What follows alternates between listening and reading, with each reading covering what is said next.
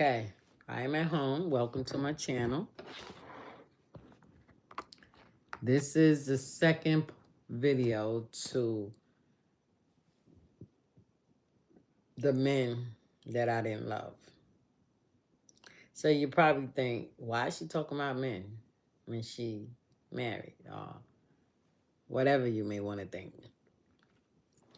Well, this is my life, and I'm not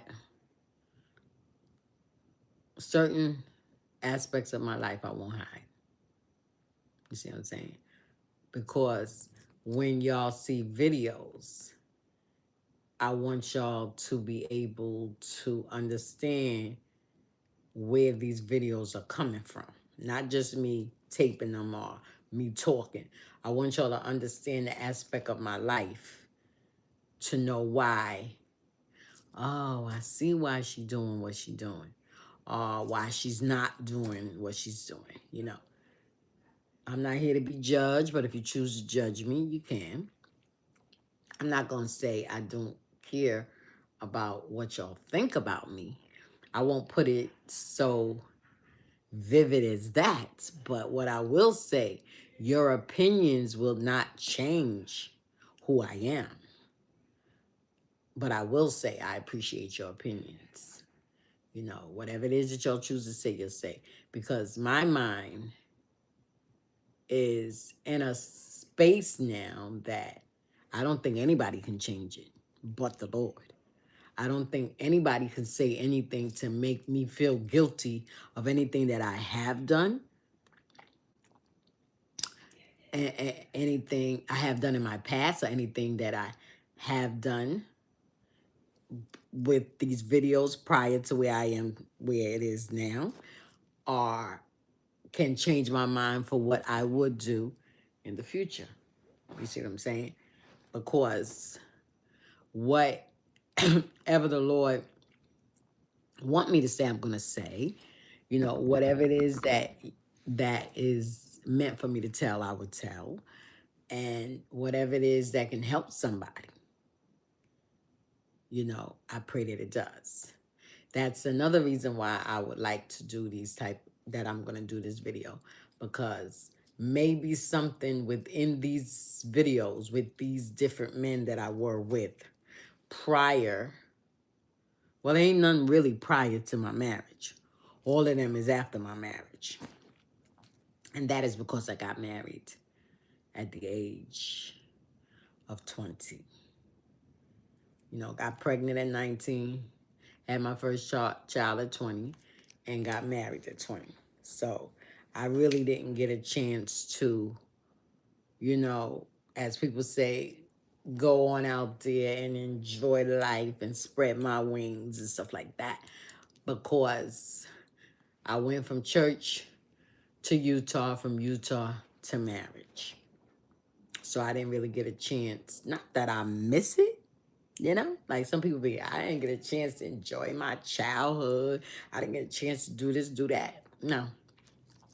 I don't miss it. I don't miss it because I'm taking everything that I've done from the time before I got married up to me getting married to now where I am. Being married, but yetly mental separated. I'm taking it all as a lesson. I'm taking it all that I had to learn. So therefore, I'm not going to dwell on it. I'm just going forward. So with that being said, that was 4 minutes that I took to just explain that part. So now, this video, it may be lengthy. Anybody that know me probably say, you talk anyway. Yes, I do. So it may be lengthy, but hopefully it'll be worth it. So now, I already did one video, which I will upload. And that was the first guy that I came in encounter with after me and my husband separated, right? And this was in Brooklyn. Unfortunately, that gentleman, which his name was Andre, that gentleman passed away. He was doing, okay, I didn't finish it in the other video because of the simple fact I was leaving. I was at a restaurant eating breakfast. So I will explain what happened in a little bit. That we had done already separate, went our own ways, right? In that process that he was separated, he got processed through the system. He used to buy me clothes from different expensive stores, and he's the one that introduced me to different clothing. Okay, he may, or should I say, played a part with my thoughts of dressing as today. But he just played a part with it. He didn't make the decision for how I dress. I like to dress comfortable. So whatever you see me in is based on my comfortability. Not so much no more as what people think if I wear this. What people think that I don't wear this. This is what I'm supposed to wear. This is how I'm supposed to act. This is how I'm supposed to look. Now, you see I got this color hair in my head, right?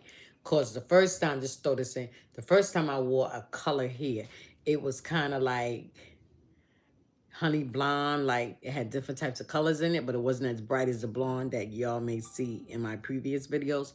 But it would had that little brown, but I kept it tame, and me putting it on, I felt uncomfortable.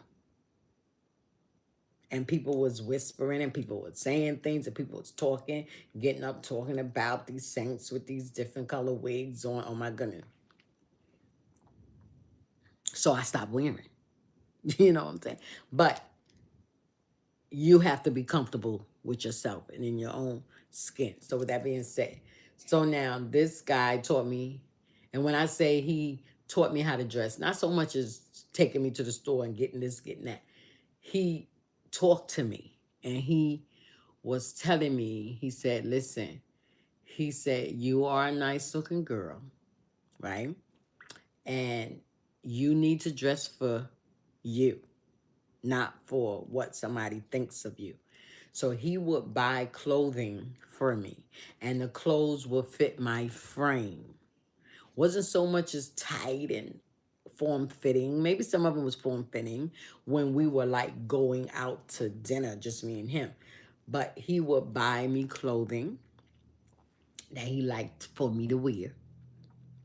And when he would call me up and say, we're going out, I want you to wear this, I would put it on. Me and my husband was together. My husband had done left. Okay, so then he would just buy stuff, and I would go. He would tell me, there's a package coming for you. And I'd be like, another one, Andre? He said, yeah, yeah, yeah. I never fought with him, telling him, don't do this, don't do that. So he would send me all these different type of clothes. He would send me roses. I didn't know that there was another color rose. I always thought it was red. But I got to know you got pink, you got purple, you got blue, you got yellow. You know, you got all these different color oranges. Yeah, I guess there's an orange one too. You got all these different colors, right? So, okay. Once we separate, this is my point. Those things that he was buying wasn't in his name. So he was frauding. So they caught up with him and they locked him up. And unfortunately, I got to talk to him before he died, right?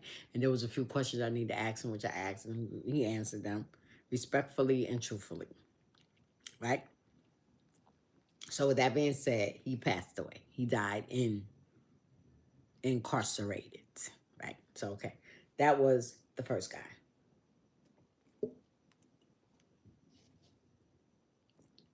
The second guy, his name was, what was his name? Now, these are all the guys that I did not love. That's why I got to emphasize the guys I did not love. And what I want y'all to learn from this is, if possible, if needs be, and if you choose to, is that do not be in nothing for all the wrong reasons. Be in whatever relationship that you want to be in based on how it makes you feel, how you feel about it. Don't even get in a relationship with a guy for the guy's sake. Now, mind you, when I was in these relationships, I was not where I am today. So I was in it for the guy's sake. I was in it for looking for something. Let me put it like that. Not receiving a thing, but looking for something. And I want you to understand I did receive things, but it wasn't what I was looking for. And I believe what I was looking for, I didn't even know. And that's why I didn't find it. And eventually I gave up, and it brought me to where I am today. Okay? So now with that being said,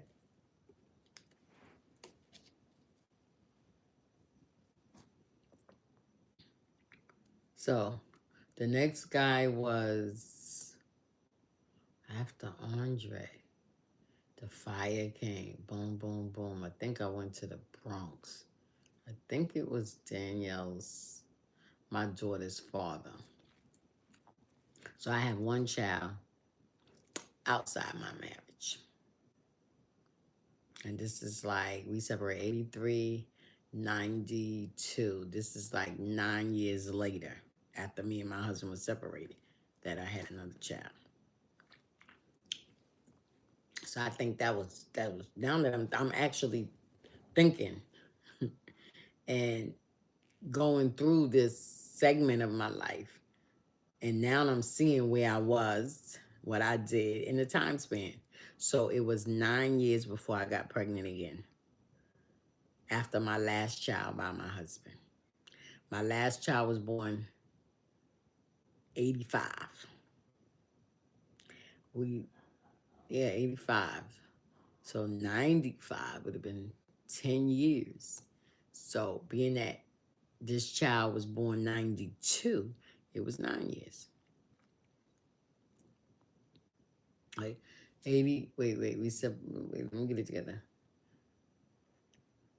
82, we separated in 86. No, I can't go by the separation. I got to go by the last child. So the last child I had was 1985. 1995 would have been 10 years, right? She was born 1992. So it's not 10. It's about 7 years, right? 7 years. Yeah, 7 years apart. So 7 years after the last child that I had from my husband, I had another child. So it took me 7 years to have a child. Okay? So, and that's my mind span. I refuse to have any more children just to have them after her. Once I had her, I was like, that's it. The next person I get pregnant by, I want you to remember this because this is going to deal with one of the men I was with. I promised myself the next time I got pregnant again, I was going to marry the guy. And I'm now thinking I couldn't marry the guy because I had to get a divorce first. So certain things happen to keep me from even bringing that thought to mind, because I would have did it. So I guess I would have probably went through the process of getting a divorce.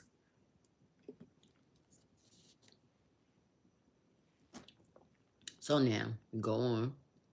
So this is the baby's father. This is my baby, last baby father. So now, his name is Isaac. And it's biblical. He was a Jamaican, right? He was more American than Jamaican, because I didn't go out with no Jamaicans.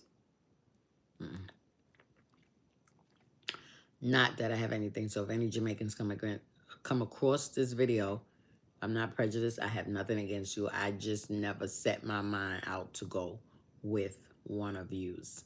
Even though one of you said to me, You need to stop going out with a Yankee boy. You need to leave these Yankee boys alone.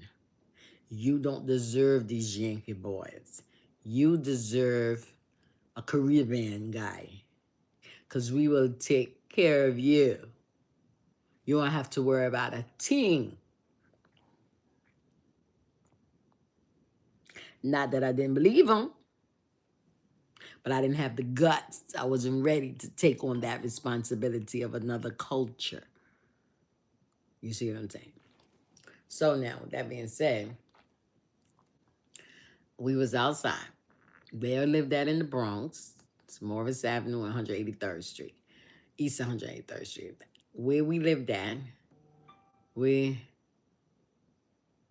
they just now getting to me. What should I say?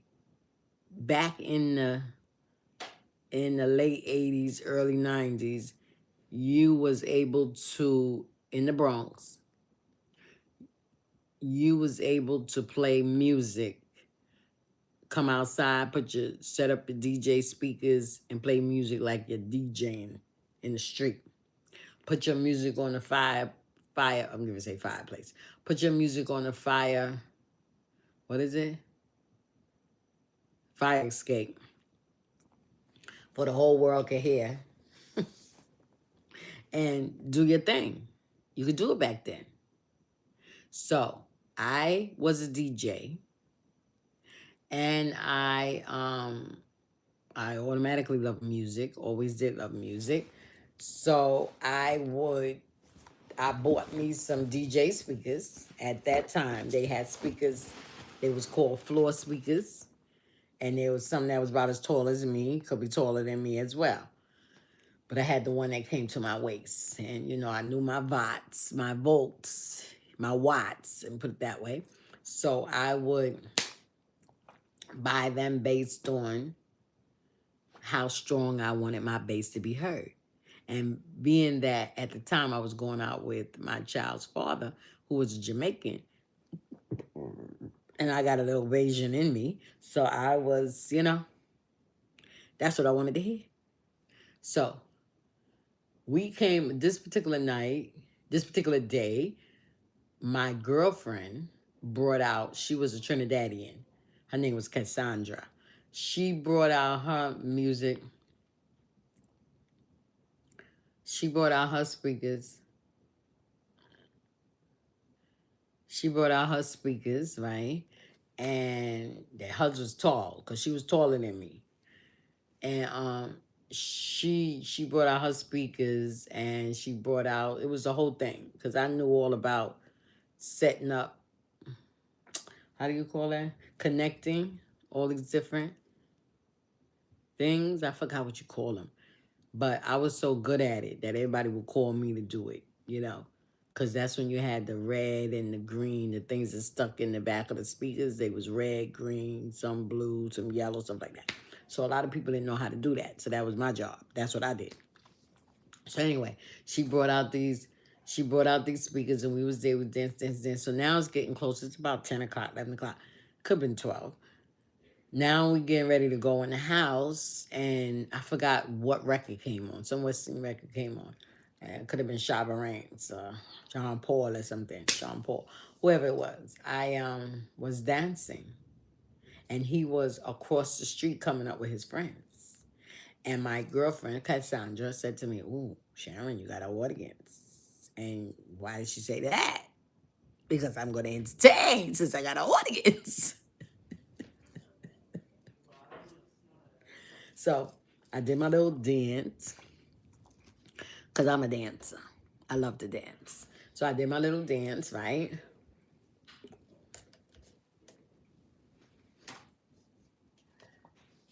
And she told him, and even though I was entertaining, I let her know I don't want, you know, we're gonna do this. Once this record go off, we're going upstairs.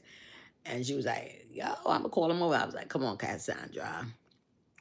Plus, I was feeling a little tipsy-turvy, intoxicated. So, anyway, she told him to come over, so he started dancing with me. So, come to find out, he was a dancer too. When I say dance, I don't mean professional. He liked to dance. So we was out there just dancing. We had everybody pass by, they would stop. Look, that's one thing. I did stop people in their tracks. I ain't bragging, but I'm bragging. So anyway, went on and we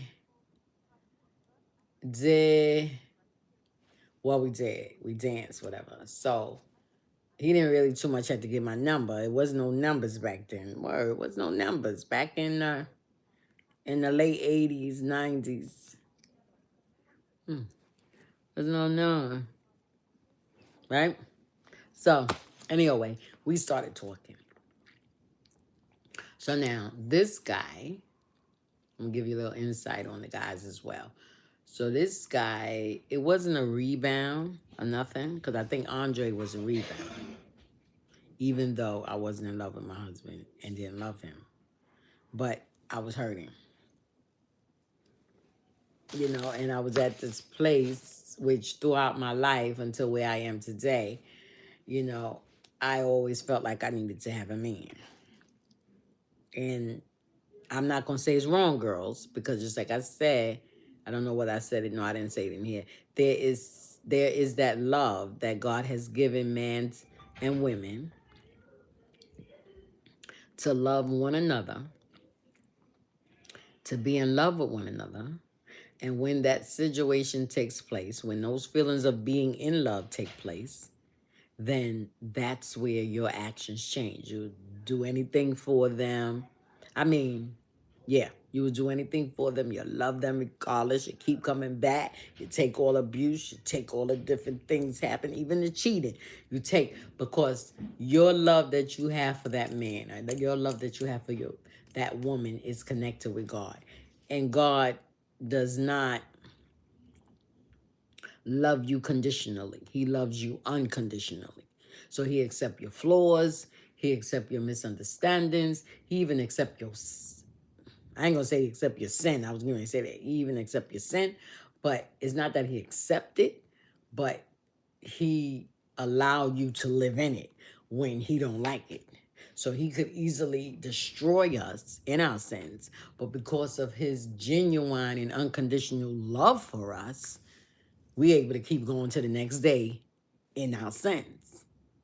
So when we come to that conclusion that we have sinned and we repent, he accepts the sin. So that's the type of love that two individuals will have for each other when they're in love. They accept all the foolishness from each other. Excuse me. All the foolishness they accept. Because God has implanted that love in them. And the reason why it's implanted and how it's implanted is because God took dust from the earth and blew it in and made man a living soul. So therefore, the man that you're with came from the dust, right? Now, the same thing with the woman. The woman came from the dust, but God didn't pick her up and blow in her. He didn't take the dirt and blow it up. He took that rib. It's a living soul. He took that rib and formed a woman, right? And I want y'all to understand this is the spiritual aspect, because they didn't have no flesh. What y'all see today is the flesh that he put on Adam and Eve after they sinned, and he took them out the garden. Because in the Bible it says he made coats of skin. So he put the skin on. He don't have to do that no more. We're automatically born with skin on us. Okay? We automatically born with breath in us, but it's him that gives us the breath.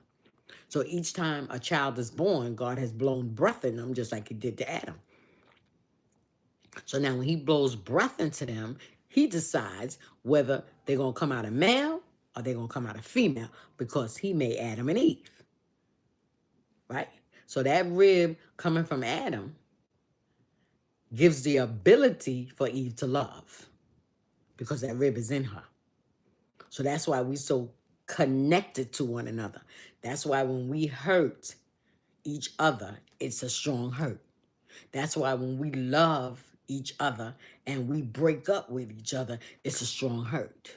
Because that woman is going to feel what that man feels, and that man is going to feel what that woman feels because of the simple fact God brought them together from a rib. So when you hear sayings that, wow, I've been with my man so long, my husband so long, that we think alike, we talk alike, we sound alike, we look alike, we dress alike. Do you not understand why? Because he said, man will leave his mother and father and cleave to his wife, and they will become as one. So you ain't gonna start out as one. That's why there's a process to get to know one another. And maybe that's why in the olden times, before Jesus came and shed his blood, maybe that's why that type of religion and culture did not entwine with each other. They was prearranged to be with one another because of the simple fact that man is supposed to automatically take care of that woman. And that's what some cultures go by. That man out there working, doing what he doing, whatever he got to do as far as work is concerned to take care of that woman and his family. That's why when cultures come together, it's that man and that woman and they make a family. Yes, it was. They can have this man over. I mean, this man can have this woman, that woman, that woman, that woman. But that woman had to come into his household and be a part of that household. But as time went on spiritually, God separated that. And the proof in the pudding is that he caused David to suffer for going out there interacting with another woman, with Bathsheba, when he had a wife. You see what I'm saying? So at that time, divorce was not brought into play. But that's a whole nother story. See, I'm getting into it, but we're going to go back. So now, I was not in love with Isaac. Was not planning no babies. We did not talk about no babies. Let me see, did I talk about any babies? And no, I didn't talk about no babies at all with none of my men. None of them. Didn't talk about no babies. Even in the heat of the moment, which I didn't have no heat of the moment, but in the heat of the moment with him, it never came out that, oh, I want to have a baby with you, Gerard. I'm like, no, because I wasn't planning on having no more kids. I wanted, now understand what I'm saying? I wanted more. I wanted 5 more, 10 more, but I wasn't planning on having none because I'm supposed to be married.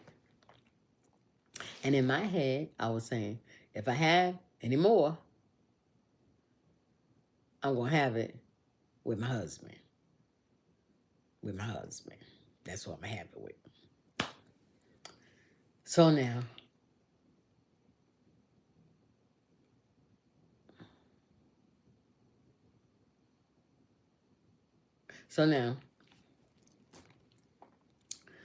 we was together. We did whatever we did together. Right? And when it was time to separate, things started going downhill. We was arguing. We didn't too much fight, I don't believe. I think we argued a whole lot. I don't remember fighting with no man, except the one that died. But it wasn't nothing compared to with my husband. We argued a whole lot, but that was mainly me. I mean, I'm sure he did some things, but I did some things too. I own him too. Because that's all I would do, would argue. I'm not going to fight you. I'm not going to fight you. But I would get, if I got angry enough, I would slap you upside your head. No lie. No lie. I'll be honest with you. Excuse me. But I was argumental. I would argue with you to get my point across because I had to be right. I had to control the situation. If I couldn't control the situation, then bye-bye. So that's what happened. So we was together. Now, my last child that I have is by him. I have no more. And after him, I got into a relationship with, I think, 2 more guys. Okay? But I got pregnant by him, but it wasn't meant to happen. When we did what we did, we was okay. And it could have been under the influence of substance, right? Upon finishing it, we went into an argument. Now, I'm not talking about as soon as we finish and get up and then we argue. I'm going to say like maybe 2 or 3 days later, I don't know. I just had this feeling that I didn't want to be with him no more. I don't know. I got those feelings in my relationship. And whenever I got that feeling, it was time to move. I would go to my next apartment, right? Not my next man. I want y'all to understand that. I went to my next apartment. I left that man. So we argued whatever things was going on. It's coming to a head. I ain't want to be bothered. So I don't know what happened. No, I don't know what happened. But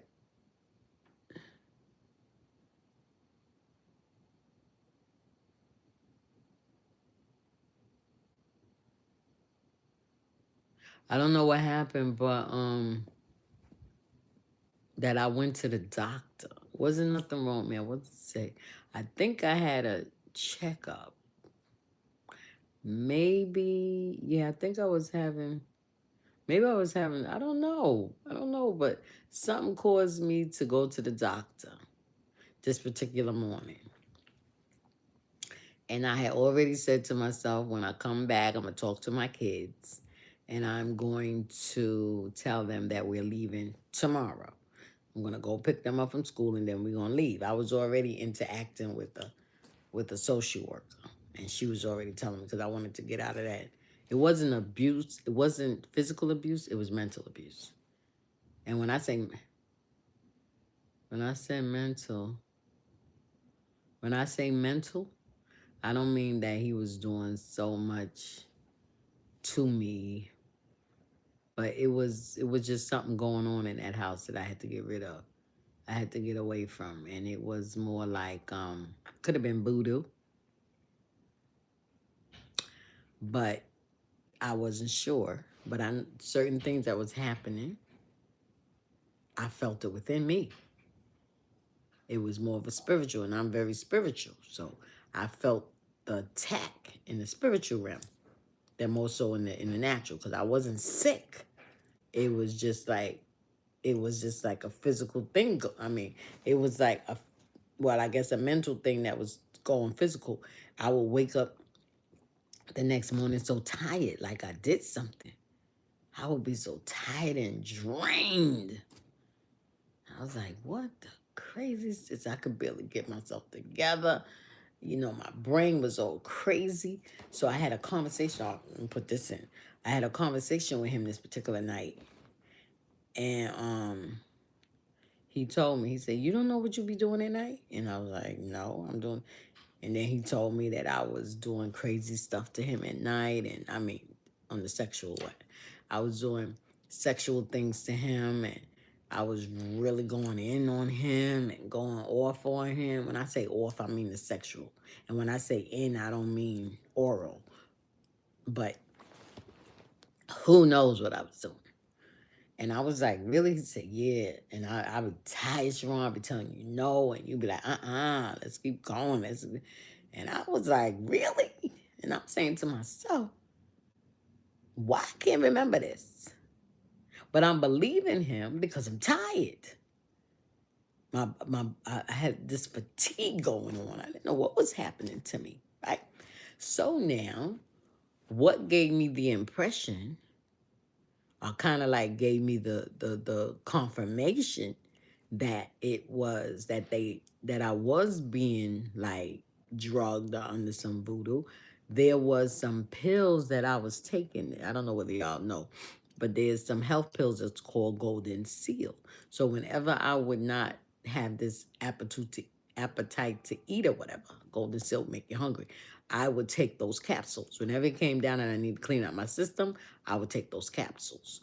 So I had went looking for these capsules one time, and they were not there. And I approached him with it, and he was like, no, it should be there. He said, all right, I'm going to go get you some. Why did I let him go get me some?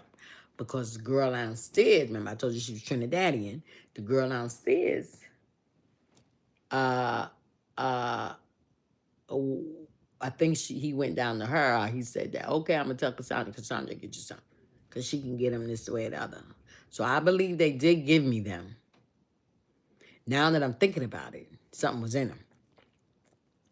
Right. And that when I went looking for my pills, they weren't there. And there was this girl named Yvonne. She was also a Trinidadian, but she was, hey, I don't know what she got. I doubt if she ever come across. She was a lesbian.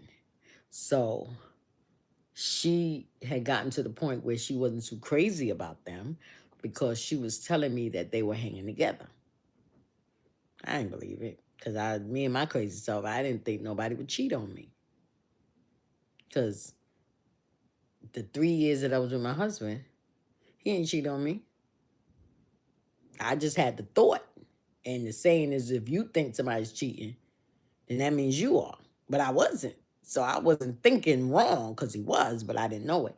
But I always thought my husband ain't cheating on me. He ain't doing nothing. Even though he out there, he leaves the job 8 o'clock at night and he don't get back to 11, 12 o'clock at night. What else is he doing but cheating? But maybe that was a part of it, but he was drugging. He was using drugs, but I didn't know because I didn't know the symptoms or the signs, nothing. So I didn't think the girl was telling me that I just saw him come out her house and it'd be like, he ain't in the bed with me. He ain't in the house with me. He leave out 5, 6, 7 o'clock. Or should I say 3, 4, 5 o'clock in the afternoon. I don't see him no more 12, 1, 2 o'clock. And I asked him where he at. And he said, oh, we downstairs with Cassandra and we smoking and this and that and this and that. Now, I never will say that he did anything with her because it was never confirmed. But I just had the feeling that something was going on and maybe I was jealous. I couldn't keep control of the situation and my brain was all over the place and my body was tired and I just couldn't place what was happening to me. So all I could thrive on was anger, right? Didn't know it was messing me up, running up my pressure and all this stuff. Didn't know all that, messing with my heart. Lord Jesus. But I went on and I made up my mind that I was going back to church. This is how we separate. This is how I got the mind to get away from him. I said, I'm going back to church. So this particular day, I got paid. I had already told them what I was going to do. And even this girl, Yvonne, the Cassandra, and Isaac, they didn't believe me. I had jury. My jury was real. I didn't wear nothing fake. Just like this is fake. But I really is not too much. At that time, everything I wore was gold, right? And because of the price of gold, even though it wasn't that high back then, but it was higher than the amount of income I was making at that time. So, I didn't get too much jewelry, but I did wear. There was this Cuban guy that liked me. He gave me a chain that had a Cuban symbol on it that had a stone in it. It was real nice. But everybody was jealous because of the simple fact. This is after me and the guy broke up, but I just want to throw this in right quick. And he was really, really in love with me. This is what I'm saying. I meet these guys and they're nice guys, but I'm not in love with them. So I guess that would be under the category of using. But what I was using was his love. I wasn't using his money or nothing like that because anything that I wanted, I got from him. So the reason why I brought that in is because he gave me this necklace. And when I made up my mind that I was going back to Christ, I let everybody know I was pawning every piece of jewelry I had except for my wedding band. Pawning everything. So they did not believe me. Oh, he went back and bought the stuff that he used while I don't know whether y'all saw the movie Castaway. So in Castaway, he got a FedEx thing. And in it was some clothes and stuff like that.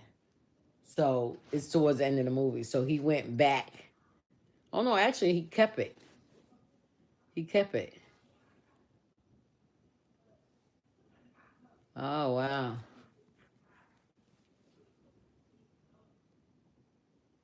I don't know. I would have to watch it again to see.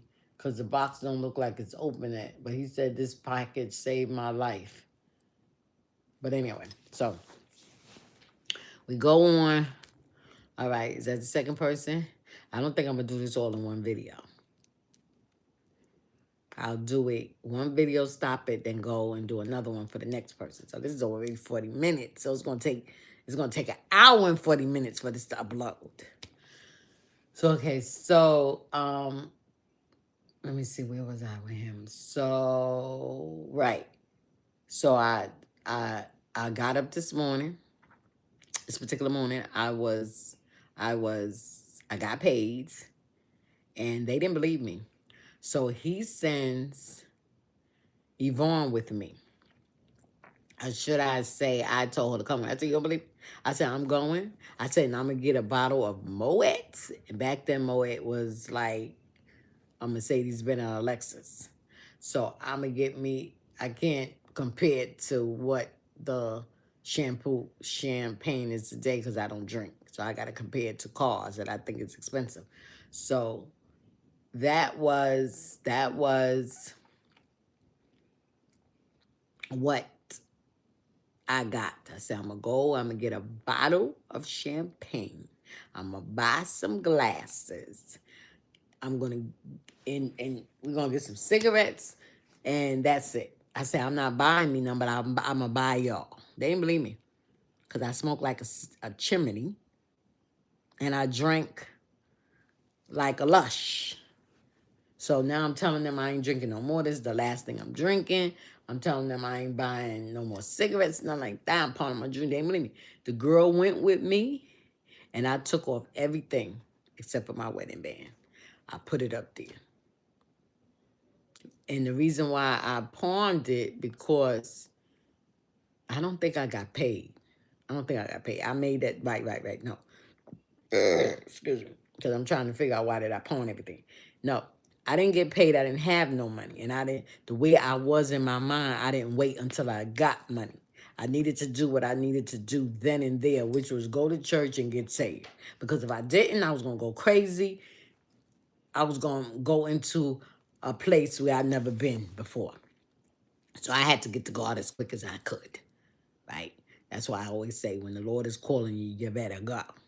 So I went to the store and I pawned all my jewelry, right? Except my wedding band. I don't know what happened with that. I probably pawned that too. I don't know. I can't remember too much about it. So I pawned my jewelry and whatever else I had. I got enough money. I went and got a bottle of champagne, got some glasses, got some cigarettes, right, for the girl. And she kept saying, I can't believe this. We went up into my apartment. We got that bottle open some kind of way. And I poured the champagne, the bubblies and thing. And I said, this is to y'all, and this is to me with my decision that I'm making. I let them know I'm going back to God. I'm going back to church, everything, right? Yvonne, just like I said, she was a lesbian, so she was in love with me. That's what she told me. And she was like, well, I'm happy for you, Sharon, because you need to get away from them crazy people. And I went to church that Sunday, not knowing I was pregnant. I went to church that Sunday, and I got on my knees, and I tarried. Unfortunately, I felt the Lord, but it was like I couldn't get nowhere. I guess that's what David felt like. That's why he went in sackcloth and ashes to try to save his son. That's what I felt like.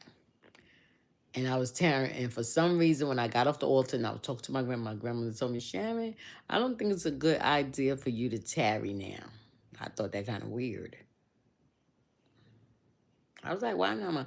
She said, just listen to me. I don't think it's a good idea for you to tarry. I don't know whether she found out I was pregnant, because now that I'm thinking about it, she said, being that you pregnant, that's not good for you. It puts a strain on you. I mean, she was looking out for me. Do you see what I'm saying? She's looking out for me, even though that baby was outside my marriage. Even though in the aspect of the biblical look of it, I committed fornication. I committed adultery. But she did not hold it against. She was looking out for me and that baby. She said, I don't think it's good for you to tarry right now. Wait till you have the baby and then come back. She said, because that's not good for you, right? Could have also been that I don't need to be in front of the Lord trying to get him and seek him with a sin inside of me. Get rid of that sin first. When I say rid, I don't mean kill him, because I didn't kill him because my child is here. But in a sense, go through the procedures that you need to go through and then come back. So, but it's so crazy. I don't think, yeah, this must was after the fact that I found out I was pregnant. Once I found out I was pregnant, then I think I told mommy. I don't know. I'm not really remembering that I told her. It seemed like she had the conversation with me, and then I went to the doctor to see for sure. Something like that. But anyway, I did not get saved at that time. I had Danielle about 6 months later. 7, 8, 9. I'll say about 7 months later, right? I had left him, me and him separated, and plus him and Tandra did not get along. Do you see how I did not deal with a guy messing with my child after my husband? I stood in that stuff for so long with my husband. The different things happening, so forth and so on with my husband. But when I got out of that relationship and got to understand the aspect of a bruise, I did not allow that to happen again to my children.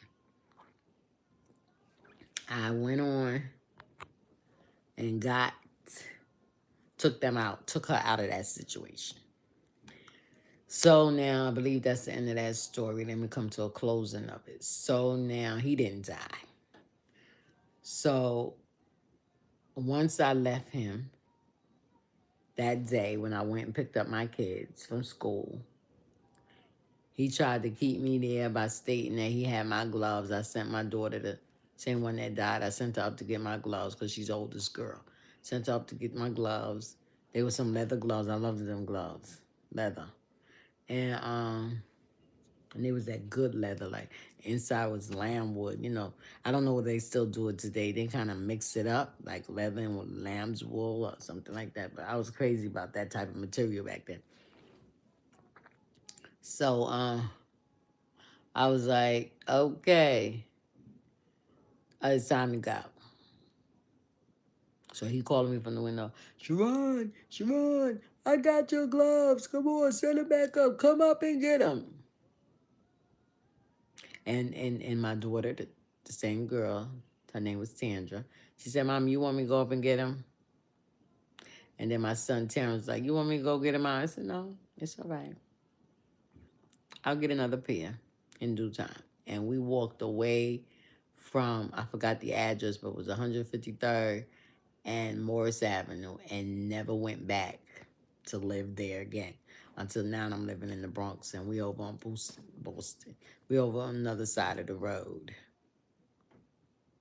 So I didn't see him no more until my grandmother died, and we interacted, whatever the case may be. He came to the funeral.